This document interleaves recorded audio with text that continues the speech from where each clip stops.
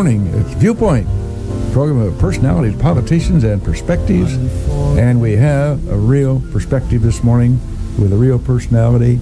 But first and foremost, we're going to defer 1 second or 3 minutes for a special song.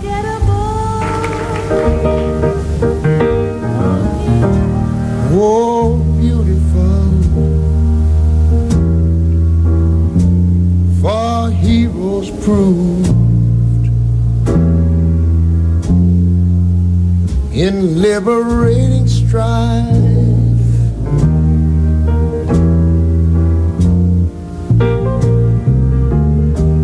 who more than self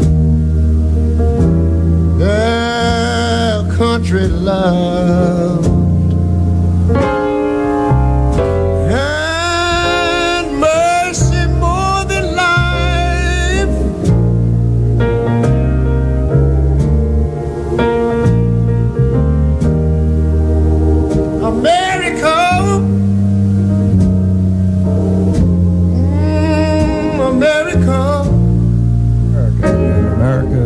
Beautiful, sung by the inimitable Ray Charles.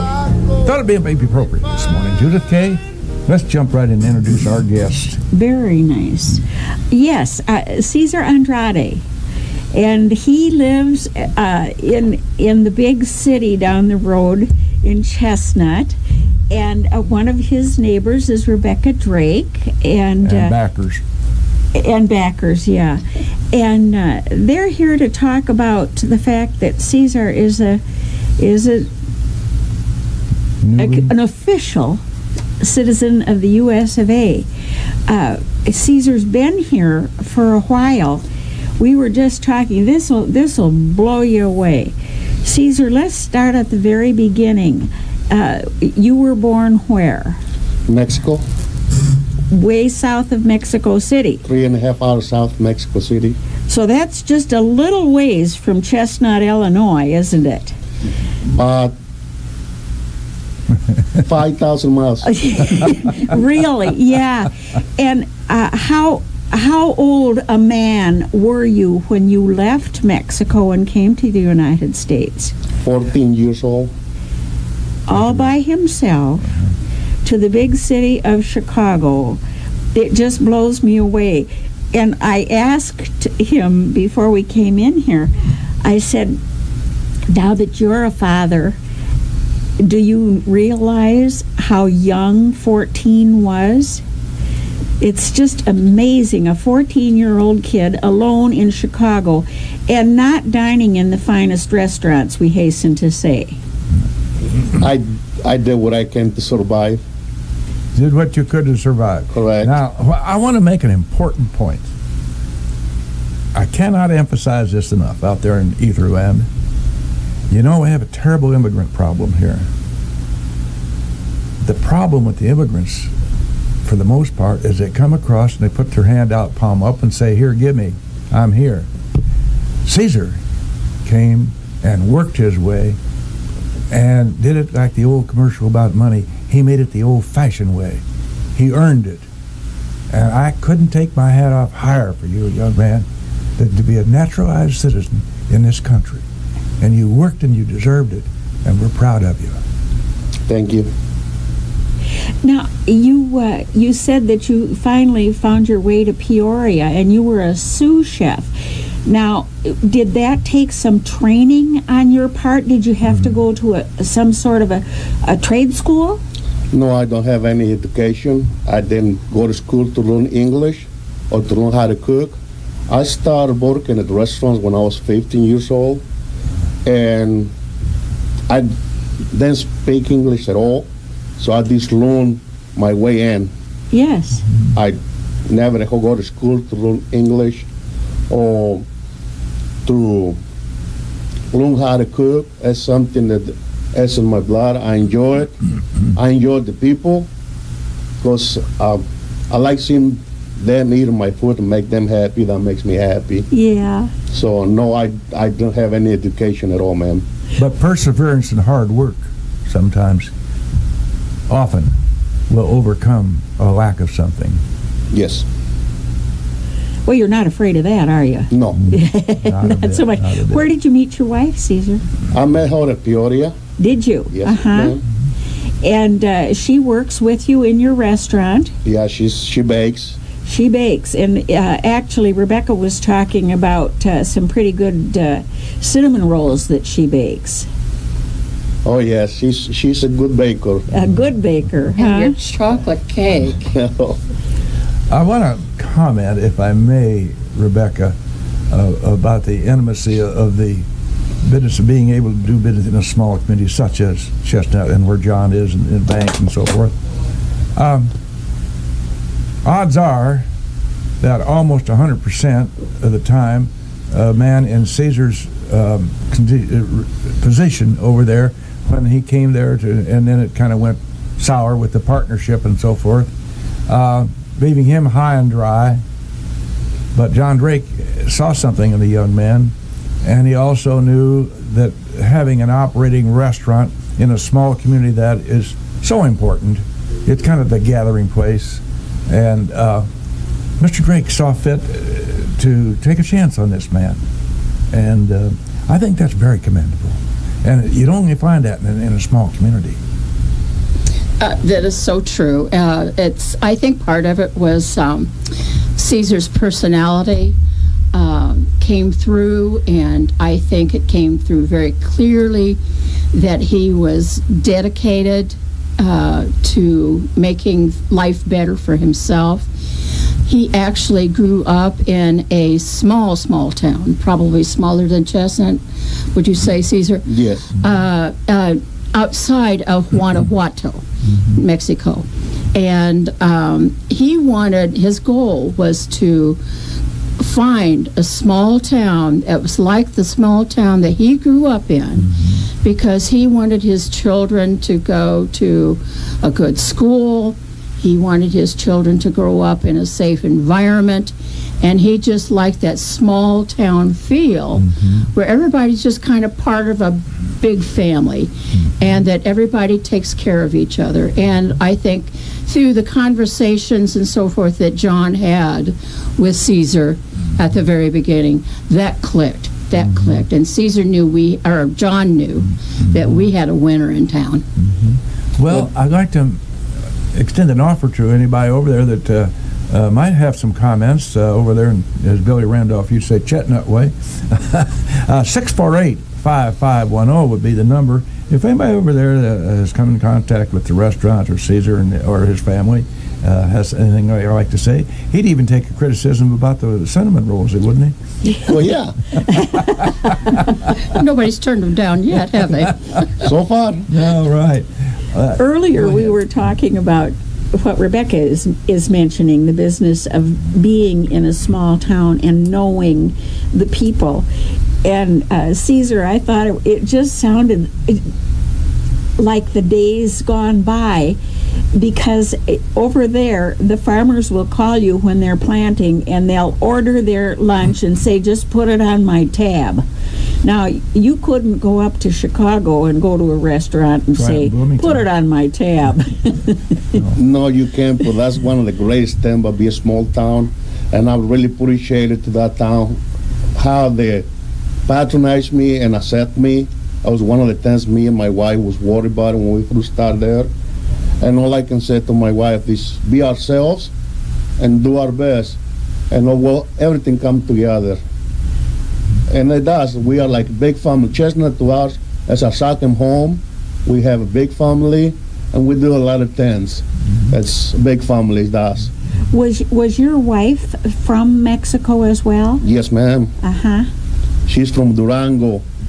Now, I've heard of Durango. That's a bigger place, yeah. Yes, but she also comes from a very small town, just like I. Durango is one of the Mexican states, and people are familiar with the name of Durango, I think, from a lot of John Wayne movies and cowboy movies and things like that. We talk about Durango. The fact that You've got a call, Bill. Oh, we have a call here. I'm sorry. Thank you. We'll share a headset here. And as soon as Mr. Rice says go ahead. Yes, go ahead, please, caller. Hi, this is Juanita Jocelyn, and I frequent Cesar's restaurant just about every day. I wouldn't miss breakfast up there because he's a great cook. And I don't know if he even realizes what my whole name is, but I started going up there after I moved back to Mount Pulaski. And I just wanted to comment on what a great restaurant he has and what a great personality. Thank you very much, Juanita. Thank you very much. That's very nice. And Cesar's smiling here from ear to ear. Well, I'll see you in the morning. Thank you. Thank you. Anybody else have any comments? 648-5510. Yeah, we were talking about the fact that the farmers at the busy time in the fields, either planting or harvesting, it's very common for them to call you and say, Aunt Mary's coming by, get me so-and-so and so-and-so, and I'll be in later. That's unique. And it may take 3 or 4 or maybe 2 or 3 weeks before he later comes around, but he'll be around. Oh, yes, definitely. And that's interesting that you can do that. I'm kind of interested, Cesar, in this whole citizenship process. I don't know very much about how long this takes and what all you have to go through in order to finally attain this. Could you kind of give us a rundown on the road you've traveled? Well, in my case, it's kind of unique because it took me 2 years, the whole process. And the way it's unique, like I said again, I didn't have any education. I don't know how to write English.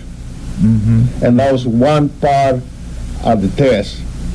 Oh. And I failed the first and the second time, which your application is waste, it's money out of your pocket. I was going to keep up on it because the same reason. Writing to me is not a tool to survive, so I never use it. And use your head and your hands. Exactly, and that was very difficult. Fortunately, Miss Becca and guide me to do it again and find some kind of help. Mr. Durbin's office, as his staff, helped me through it and guide me this more opportunity as different ways to do it. So it was a chance for me to start it again, and we find a way to do it. And with the help, second time we do it, take us 6 months, and that was officially. As far as what are you doing? You got to take the constitutional test. You got to be able to speak the language, and you got to be able to write, which that was my main problem. That was, like I said again, it's one tool that I never used in my life to survive. So it was very difficult, but after this all done, I'm really proud. I'm glad, and I thank a lot of the Chestnut community, as much Rebecca Drake and John and Mrs. Durbin's staff that they helped me a lot, and that to me it means a lot to me because it makes me feel like I lived 14 years my hometown, but yet 20-some years later I'm in my other hometown in the United States. If that isn't a good story, nobody is. That is that's just story. great. Now you mentioned, excuse me, testing 1 2. You mentioned the fee. This time, the first time, because your writing skills were not there. How much does it? And I didn't realize there was a fee attached to becoming naturalized. Big time. Tell me how much it is. That's about $2,000. Oh dear. By the time you get all done, and that didn't guarantee you anything. In my case, I failed the first time. They give you a second opportunity. If you fail the second time, that's money waste. So when I reapplied the second time, I had to pay those fees again. Oh my! I was not aware of that. That there was a fee for that at all. He mentioned, he had a constitutional test. It occurred to me that most of those out in Washington should take that test. I'm afraid most of them, I don't care which side of the aisle they're on, they're trampling all over the Constitution.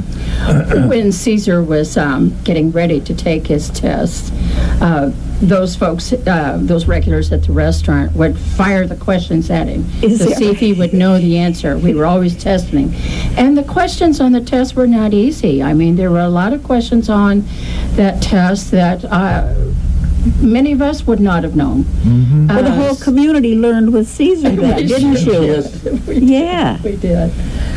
And I think it's important to point out here, too, how important education is. And Cesar is doing a wonderful job making sure that his own children get the education that he did not have. Yeah. He had to leave school in 3rd grade to help support his family in Mexico. And so some of the basic skills just were not there. Were not there. And it's amazing how he's learned to adapt to accommodate the fact that he couldn't read and write English. And so Senator Durbin's office has a person that's a specialist on staff that helps people apply for naturalization citizenship. And Stacy was just very, very helpful in helping to accommodate his inability to read and write English. So it was just a wonderful thing. I don't think I need to point this out to this young man since he's a student of history and so forth now. But if you'll recall, Cesar, our 16th president, had no education to speak of. Mr. Lincoln, no formal education. Self-taught. So there's your aspiration. We'll put you up for president a few years down the road. I don't think I can fill those shoes. They are indeed mighty big shoes. What did you do about the writing part of the test? Did you have to do it no matter whether it was something that you were familiar with or not? Yes. You did? Yes. How did you know what you were going to have to write? You don't. That's why this is so important. The test, the constitutional test is 100 questions. Uh-huh. You got to learn all 100 questions, but they only are going to ask you 10. Uh-huh. You don't know which ones they're going to ask you. Yeah. And the reading sentence, you got to be able to read a sentence. Uh-huh. And comprehend it, understand it. And writing sentence, you got to be able to write sentence, and they give you 3 chances. Do they tell you what to write about? Yeah. Mm-hmm. They tell you what the sentence to write, and you got to be able to write that sentence. And the second time, it was kind of hard, but with everybody's help and everything, we managed to go through, and we were successful. Even the officer at the immigration office in Chicago, that was really helpful because he understands what I've been through. And I was not about to keep up, especially when I get so many people behind me. I feel like I won't let them down. Yes. Because a lot of people at the restaurant, I be cooking, hey Cesar, how many senators? Hey Cesar, that right? who's the president? Isn't that neat? Grilled on the job. Yes. Yes. That's neat. Yes, and it was just amazing. They talk about it, how big a party we're going to have when we have our ceremony, and yes, we did. We have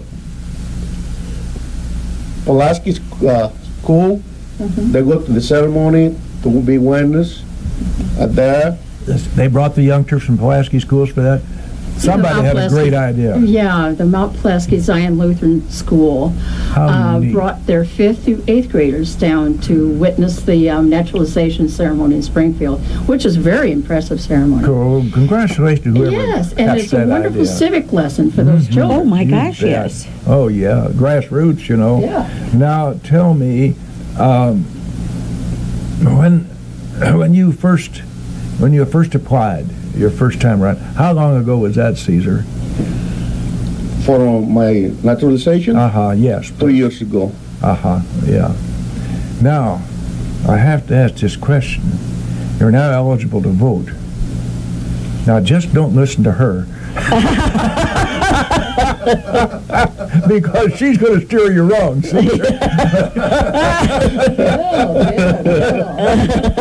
You call me up and I'll talk to you.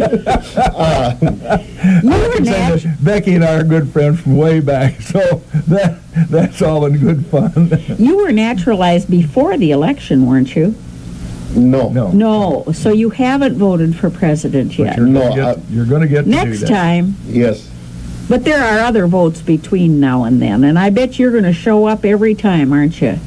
Yeah, vote in the school Well, board I'm part of election. this community, so yes. Yes, you My vote will. will count. Yes, When that's we were right. having the big party, and it was a big party, after he came back from his naturalization ceremony in Chestnut, excuse me, we had a registrar there for him, Oh, and did we you? got him registered to Right vote on the spot. right there on the spot.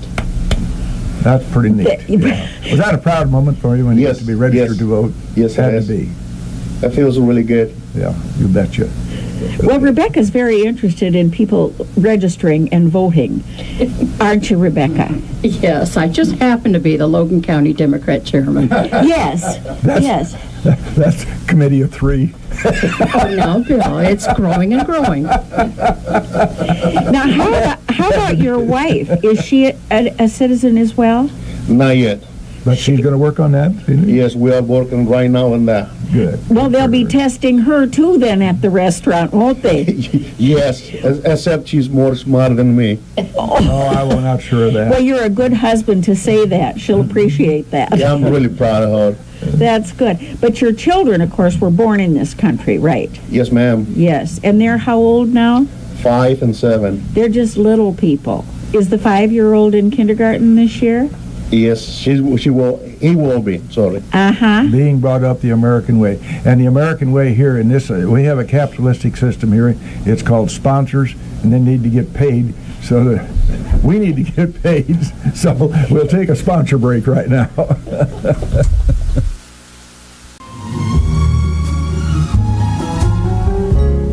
And we're right back live in the studios here. The program is Viewpoint, and we have a caller, I believe. Go ahead, please, caller. You've been on hold. I'm sorry.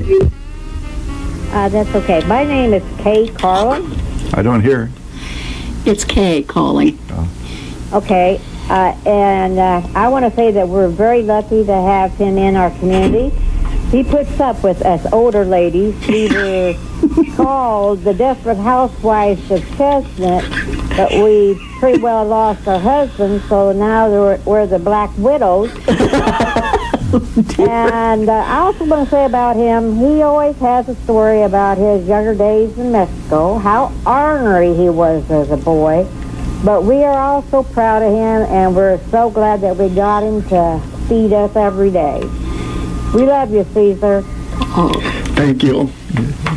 Well, thank you for calling you. Thank you. We appreciate that very much. And Cesar certainly appreciates it. It's the Kay most- was one of the contingent, I should say, that came down to the naturalization ceremony. And it was touching and comical both, I think. We had so many people at the ceremony, and Kay was one of them.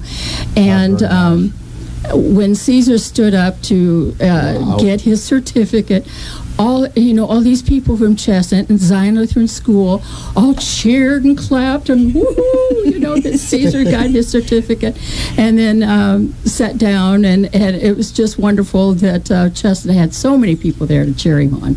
Well, Cesar, our theme song for Viewpoint is Unforgettable. It's done by Nat King Cole. That was an unforgettable experience that you did have down there, and you're now living an unforgettable experience by virtue of your own hard work and determination. And so, when I read this, I said to Judith, we have to get that gentleman on Viewpoint because that's a real story.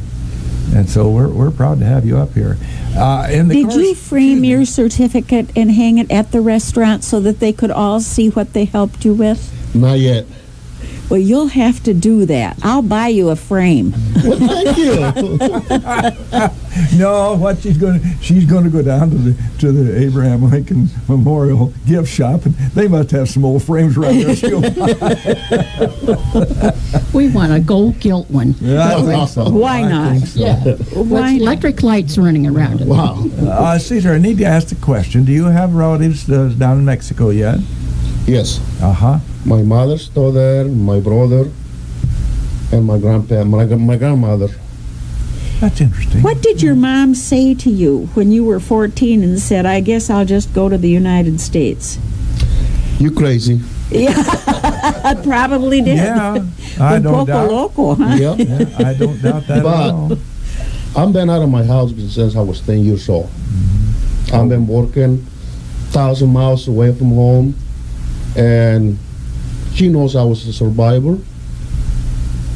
And to be honest with you, what inspired me to come to the United States, believe it or not, it was one of the Rocky Balboa movies. Oh, I saw these tall buildings and these beautiful cars, and I come out of the movies and I said, That's for me. Mom, I'm going to the United States and I'm going to buy your house. and by George, here you are. And that was my inspiration to come to the United States, make money, and buy my mama a house. Now, I want you to contemplate out there, folks. Contemplate that for just a minute. A young man, 10 years old, not very mature at that age, and out of his house by the age of 10. That's remarkable. That is just remarkable. Did you have a big family? Or was it just you and your brother? Well, I got two brothers. Two brothers, uh-huh. And they're still in Mexico, both of them? Yes. Uh-huh. Do you No, excuse me. One of my baby brother, he's in Peoria. Peoria? Yes. Ah. Well, that's nice. You get to see him then, don't you? Well, Not at often. times. Yeah. Not often. Not often. Do you ever get to go back to Mexico to see your mom and your grandma? No. It's easy for my mom. My mom and my grandma have visas, so it's easy for me to bring them over here, and for me to take my family there. Uh-huh. I got to tend to the restaurant 7 days a week. Yes, Yeah. right. That's So right. and it's nice for them to get out. So what I do every year, we buy them a ticket for them to come over. Now, you mentioned you're operating on Sundays as well, 7 days a week in your restaurant. Yes, sir. You're not going to go very far as traveling is concerned when you're chained down to a business like that. A restaurant 7 days a week is a work schedule, period. No question about that. You brought some information that I'd like for you to let the people know about. An activity that's coming up here very soon in Chestnut. And Rebecca, if you would please take care of that. Oh, sure. I'm happy to do that, Bill. First of all, I want to mention that Cesar is also serving a Mother's Day brunch this Sunday. So happy Mother's Day to all our moms, and hope that you can come to Cesar's for the full buffet that he's preparing for Mother's Day. Bill is referring to June 7th of this summer that the Chestnut Geo Center Committee is sponsoring a fun day. And the firemen in our town, and Cesar's a volunteer for the fire department, and the EMS crew are sponsoring a chicken dinner that evening on June 7th. But we start early in the morning with 8 a.m. where we're going to have flea market and crafts and a silent auction. And the Logan County Antique Tractor Club is going to be there. And there will be a 50-50 drawing, and there are raffle tickets for a gun. And the restaurant is open for breakfast and lunch that day on June 7th. And then at 9 to 11, there's going to be street games for all the kids to play. And then from 9 to 12, there is the registration time for the car show. And at 10 o'clock, the restaurant is going to be hosting bingo, which is being sponsored by the Oasis Senior Citizen Center. And then there will be a dunk tank all day with local people that people can come and dunk them in the tank all day. I hope it's a good hot day, Cesar.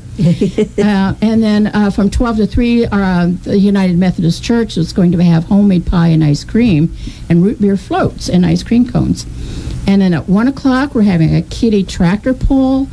And then there is an art display, an art show in the back room of the Bank of Chestnut. And that will be from 1 to 4. And we're having some clowns visit Chestnut that day, and they're going to do face painting and balloons and little magic tricks and things like that for the children. And then by 3 o'clock, they'll have the car awards. And then at 3:15 is the Fun Day Parade. And this year, we're opening it up to all ages. Before, it's always been a children's parade, but this year we're opening up for anybody that's silly enough to be in our Fun Day Parade. And then you'll be there, right, Bill? Judy and I. And then from 4 to 6:30 is the Fireman's EMS Chicken Dinner at the firehouse. And then at 6:30 they're going to have the drawing for the gun and for the 50-50, and the silent auction will be held. The Kiss the Pig winner will be announced, and we'll have to give a big smooch to the pig. And then at dusk, we will have the free movie. Not a pretty sight. Free movie in the park, and the movie this year will be Frozen. That's supposed to be just a great show. I know, my 4-year-old sings the theme song already. Oh, yes. So you bring your own lawn chairs and your blankets, and you get a free bag of popcorn, and everybody sits around and visits and watches Just the a nice movie. community gathering. Yes, it's a Well, you wonderful time. people will sleep well that night, for Pete's sake, won't you? Yes. And the brunch is going to be this Sunday, Mother's Day brunch. Mother's And what Day time brunch. will you be serving? 10:30 to 2 o'clock.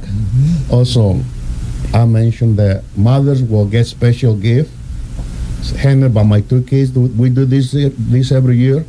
My daughter goes around with a tray of flowers, and each mother get a flower. My little boy goes around with a tray that has chocolate-covered strawberries, Oh, boy. and that's the special treat that we get by the mothers, and that's every year. A family show. That's exactly what it is. Well, your kids are an integral part of the restaurant, aren't they? Yes, they are. Yeah. You're training them early, the value of labor. That's how we was brought in life. That's right. That's right. Actually, if you want my personal opinion, and I'm sure you do, I think more children should be taught the value of work. Yes, ma'am. Oh, absolutely. There's no question about that. Most of them should be taught how to get to school without mother taking them. Well, little Lupita was almost 3 months old when they came to Chestnut, and she is now 7, and a big girl now in school and everything. So we have all watched her grow up and grow into a wonderful young lady, and she's always been in and around the restaurant all the time. She knows everybody, Sure. and everybody knows Lupita, and the same is true from Juan Roberto, and he's in kindergarten, and he knows everybody. He's just everybody's best buddy. And Lupita grew up holding the door open for people when they would leave, and hold her hand out for a quarter, if you want to tell us that story, Cesar. Yeah. So she's learning how to do business too. Well, a young entrepreneur. Yeah, my daughter was about 4 years old, and thanks to Grandma Ray, Joe Richner, and Ray Richner, he's already gone. One day, Joey asked my daughter to open the door for her, so she gave it a quarter, and the next person come out and she gave it a quarter, and she figured out, that's the way to do it. So every time somebody leaves, she runs to the door, holds the door, and hold her hand out. And if you leave without giving a quarter, she lets you know, where's my quarter? And that's. We were visiting outside the studio, Cesar, about a typical morning start. You mentioned John came in and get the coffee started, and then he has to go on to work after he kind of kickstarts things there. Take us through that scenario, because it's a community involvement as the restaurant kind of opens up in the morning. Yeah, when I first opened the restaurant, when I first started taking over the restaurant, I was there a week before I took over. Just to get to know the people and how the restaurant runs and everything. And I saw something really unique. The small town is like a big family. So I guess everything fell destroyed in the morning. John Drake, give me not 10 hours sleep. He comes in and opens up, start a pot of coffee, and the farmers, cause they want to get out the field early, so they come in. They get the self coffee, and the first people there, whoever comes in, her job is get your cup of coffee, get everybody else, and if you empty the pot, you got to make a new pot. And this is like a big family. I don't have any waiters. So when my wife comes in, I mean, if they want to eat, I'm pretty much know what they want. They just give me fingers up. That means I'm hungry, feed me, and I want to leave now. It was one particular time that this gentleman says, I'm in a hurry.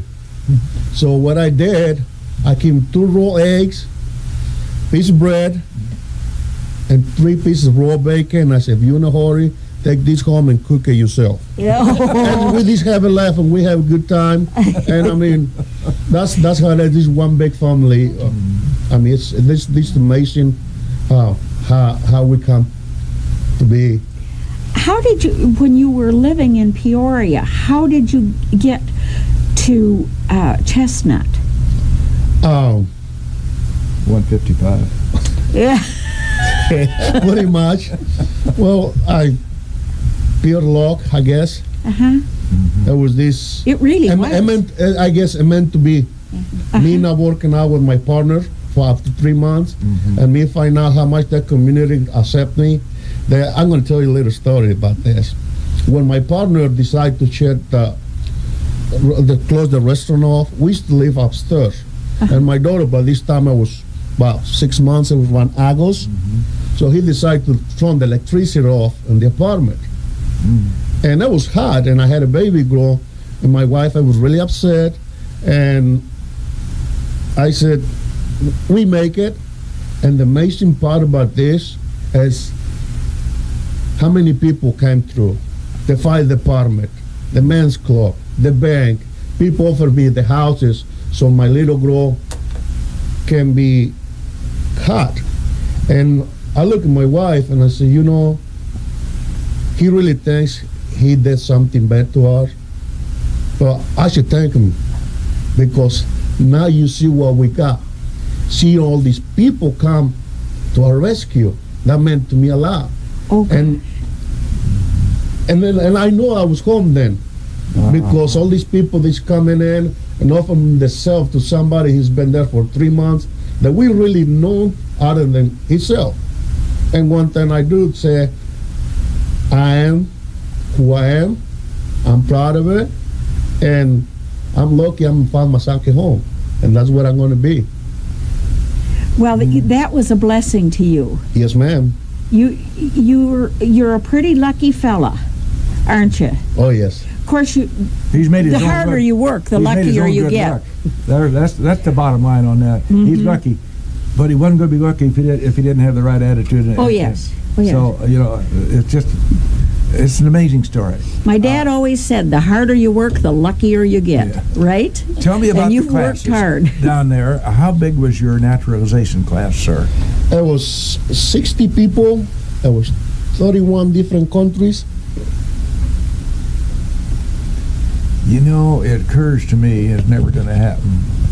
But anybody who doubts what's going on in America today, and there's plenty to be doubtful about with the attitudes we seem to have, but those folks need to go to a naturalization ceremony and see what's going on and know what it took for those folks who are being naturalized to be able to qualify for that. That's an amazing story. We're glad you're here. Do you have anything you'd like to say before we close there, sir? Well, I just like to thank everybody, all the community that behind me. My wife that supports me a lot. My beautiful kids that I learn along with them. I just thank everybody in general, and I'm glad to be in America now. Judy, do you have any questions? We're glad for you. We're awfully happy for you. Yeah, we're proud to have you here, sir. Normally I close with a little comment or so forth. And frankly, the one I picked is too doggone trite, and I'm not going to use it. The subject matter is far more important than any quote I'd come up with. We thank very much your being here, Cesar. We wish you luck and Godspeed. Well, thank you. Thank you for keeping.